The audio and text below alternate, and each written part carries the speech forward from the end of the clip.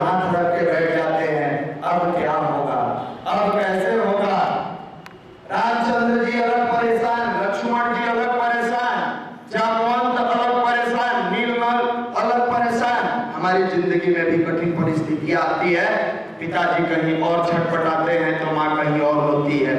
बहन के आंखों से आंसू कहीं और पर निकलता है तो भाई कहता है अब कैसे होगा।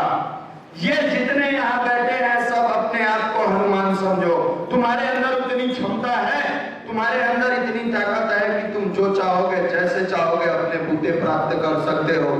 तुम्हारे अंदर इतनी जरूर कैपेसिटी है कि भगवान ने अगर तुम्हें जन्म दिया है तो तुम सही तरीका से कार्य करोगे तो तुम्हारी जिंदगी सफल बनते चली जाएगी। उस बजरंग बली के पास भी इतनी क्षमता थी, लेकिन वो बजरंग बली हताश हो चुके थे, निराश हो चुके थे।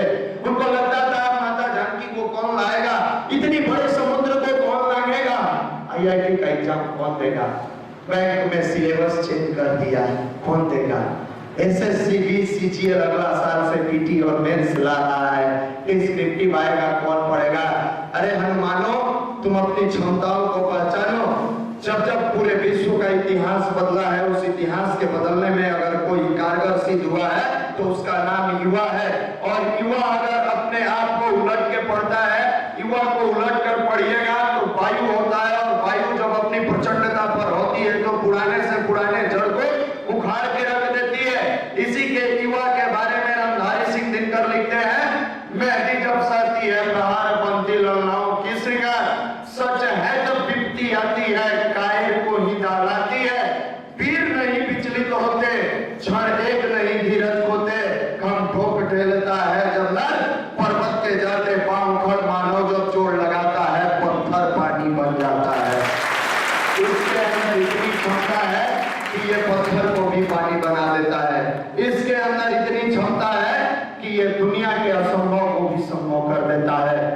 बजरंग बली हताश थे, निराश थे। पहुंचते हैं उनके पास एक मोटिवेटर, कौन? जामवंत। अरे बजरंग बली, चिंता क्यों करते हो, तुम्हारा SBI में पक्का होगा, हमारा हो जाएगा, कम होगा। क्या करना होगा?